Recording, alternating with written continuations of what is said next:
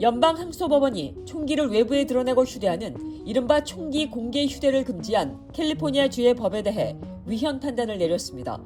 샌프란시스코에 있는 제구연방순회항소법원은 총기 소유주 마크 베어드가 2019년에 제기한 소송의 항소심에서 하급심 결정을 뒤집고 재판관 2대1로 원고의 손을 들어줬다고 로이터 통신이 전했습니다. 로런스 벤다이크 판사는 총기를 공개적으로 휴대하는 관행이 미국의 역사와 전통에 포함된다고 판단했습니다. 이번 결정은 2022년 연방대법원 판례, 즉 총기 규제는 역사적 전통과 맞아야 한다는 기준을 적용한 결과입니다. 벤다이크 판사는 미국에서 30곳이 넘는 주가 총기 공개 휴대를 허용하고 있고 캘리포니아도 2012년도까지는 이를 허용해왔다고 설명했습니다. 캘리포니아주는 재심리 요청이나 상고를 검토 중이며 롭본타 주 법무장관은 상식적인 총기 규제를 지키기 위해 대응하겠다고 밝혔습니다. 캘리포니아 차량국 DMV의 전산 시스템 오류로 30만 명이 넘는 리얼 아이디 소지자들이 재발급 대상이 된 사실이 확인됐습니다. 캘리포니아 DMV는 전체 리얼 아이디 발급 건수의 약 1.5%에 해당하는 32만 5천 명에게 리얼 아이디를 다시 발급해야 한다고 밝혔습니다. 문제는 일부 비시민권 합법 체류자의 리얼 아이디 만료일이 실제 체류 허가 기간보다 더 길게 설정된 데서 비롯된 것으로 나타났습니다. 연방법에 따르면 리얼 아이디의 유효 기간은 체류 허가 기간에 맞춰야 합니다.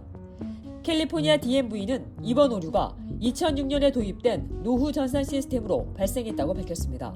재발급 대상자들에게는 안내문이 순차적으로 발송되며 재발급에 따른 수수료는 전액 면제됩니다.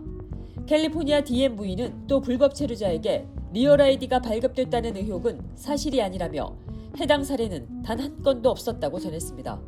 더불어 개인정보를 요구하는 전화나 문자, 이메일은 발송하지 않는다며 이에 따른 주의를 당부했습니다.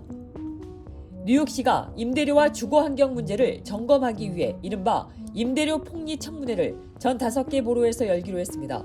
조란 맘다니 뉴욕시장은 지난 일요일 행정명령에 서명하고 취임 후 첫 100일 이내 관련 부서들이 청문회를 개최하도록 지시했습니다. 청문회는 브롱스와 브루클린, 맨해튼, 퀸즈, 스태튼 아일랜드 등 뉴욕시 전 지역에서 진행될 예정입니다. 뉴욕시 측은 세입자들이 직접 참석해 노후한 건물 상태나 숨겨진 추가 비용 등 주거와 관련한 문제를 직접 증언할 수 있다고 밝혔습니다. 맘다니 시장은 많은 뉴욕 시민들이 더 많은 돈을 내고도 안전하지 않고 감당하기 어려운 주거 환경에 놓여 있다며 이번 조치가 주거 위기를 해결하기 위한 첫 단계라고 강조했습니다. 시는 청문회 결과를 바탕으로 공통 쟁점과 개선 방안을 정리한 보고서를 공개할 계획이며 세부 일정은 시 웹사이트를 통해 안내될 예정입니다.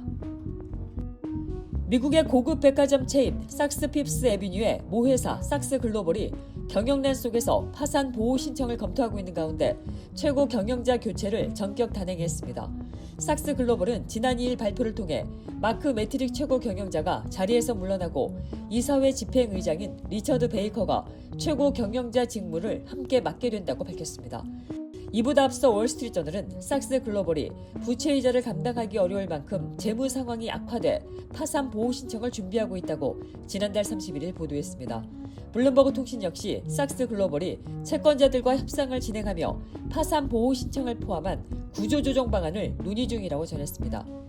sak스 글로벌은 지난 2024년 고급 백화점 체인 니먼 마커스를 인수하면서 자금 조달 부담이 커졌고 이후 재무 여건이 나빠진 것으로 알려졌습니다. 현재 sak스 글로벌은 sak스 핍스 애비뉴와 니먼 마커스, 버그도프 군맨 등 북미 주요 고급 백화점 브랜드들을 산하에 두고 있습니다.